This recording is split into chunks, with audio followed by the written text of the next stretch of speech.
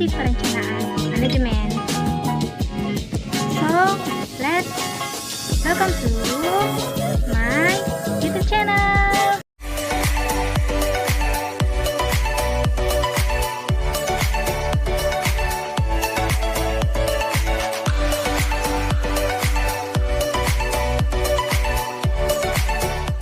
Oke, baik teman-teman. Sebelum kita lanjut pada materi fungsi perencanaan manajemen, kita harus terlebih dahulu mengetahui pengertian manajemen itu sendiri. Nah, adapun pengertian manajemen itu sendiri merupakan cara atau teknik yang dilakukan oleh perusahaan atau organisasi untuk mencapai tujuan dengan membutuhkan peran manusia dalam prosesnya. Kemudian adapun pertanyaan, mengapa kita harus mempelajari ilmu manajemen?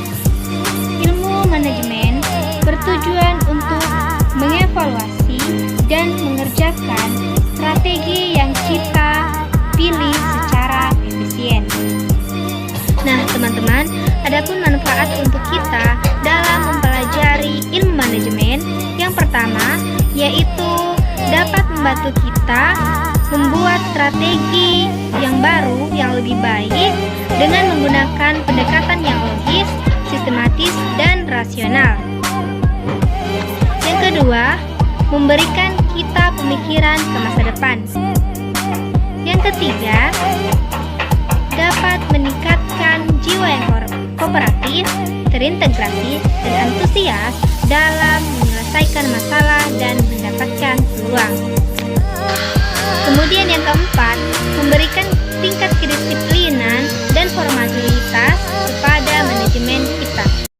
Nah, teman-teman, fungsi manajemen itu sendiri dibagi menjadi 4. Yang pertama, fungsi perencanaan. Yang kedua, fungsi pengorganisasian. Yang ketiga, fungsi pelaksanaan.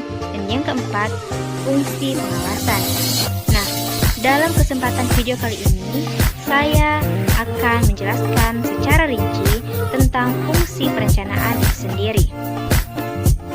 Nah, adapun fungsi perencanaan menurut Robbins dan Coulter dibagi atas 4, yaitu yang pertama, fungsi perencanaan sebagai pengarah. Yang kedua, fungsi perencanaan sebagai minimalisasi ketidakpastian.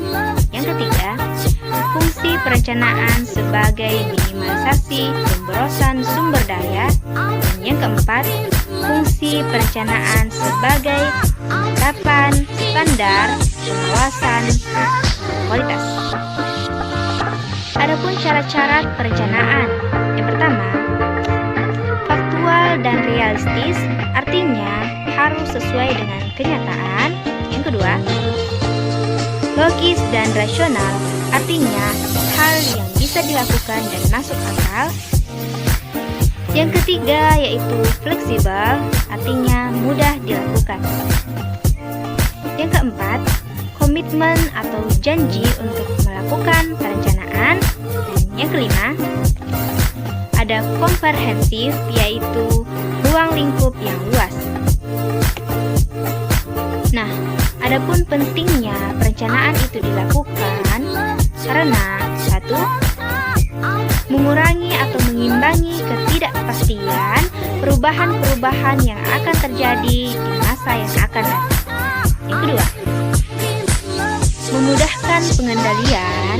Yang ketiga, memusatkan perhatian pada sasaran. Dan yang keempat, pencapaian tujuan terlaksana secara ekonomis. Nah, adapun tahapan dasar perencanaan. Yang pertama, menetapkan tujuan atau serangkaian tujuan. Yang kedua, merumuskan keadaan saat ini. Yang ketiga, mengidentifikasikan segala hambatan dan kemudahan. Dan yang keempat, mengembangkan rencana atau serangkaian kegiatan untuk pencapaian tujuan. Nah, selanjutnya adapun hakikat perencanaan.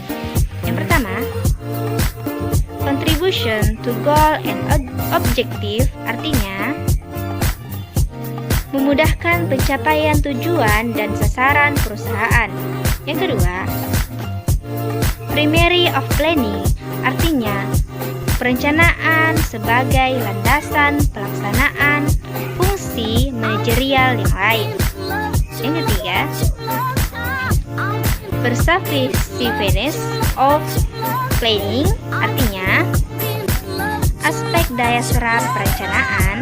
Kemudian yang keempat, efficiency of plan, artinya pengefisiensian perencanaan. Nah, kemudian teman-teman, adapun jenis-jenis perencanaan. Yang pertama, yaitu menurut luasnya. 1.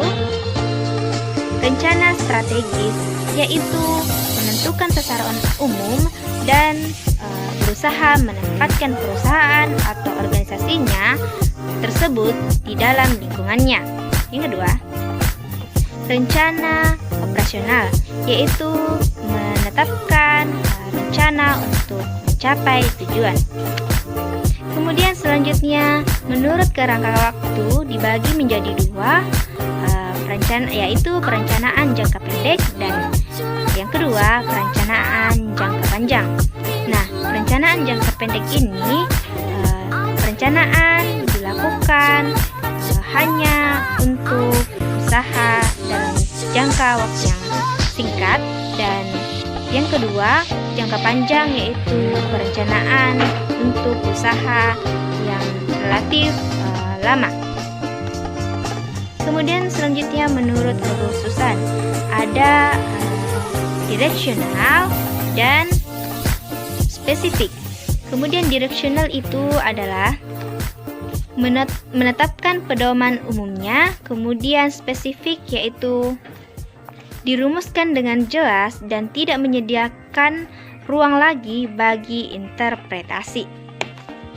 Kemudian yang terakhir yaitu menurut frekuensi penggunaan. 1. Sekali pakai, yaitu perencanaan untuk sekali pakai, dan yang kedua, rencana tetap, yaitu rencana untuk usaha berkelanjutan. Kemudian, adapun hierarki perencanaan terbagi atas 8. 1. Purpose and mission. Yang kedua, objektif. Yang ketiga, strategis. Dan yang keempat, policies. Dan kelima, prosedur atau tata cara. Dan yang keenam, ada rules atau aturan. Yang ketujuh, ada program. Kemudian yang terakhir kedelapan, ada yang kedelapan yaitu adanya budget atau anggaran.